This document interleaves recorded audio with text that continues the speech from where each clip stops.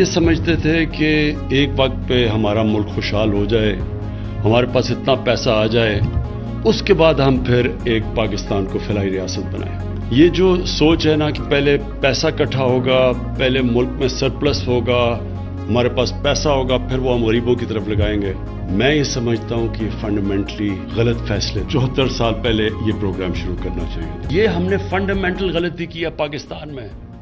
हमने ये कभी सोचा ही नहीं कि वो जो लोग जो नीचे तबका पीछे रह गया है उसके लिए हमने क्या करना है।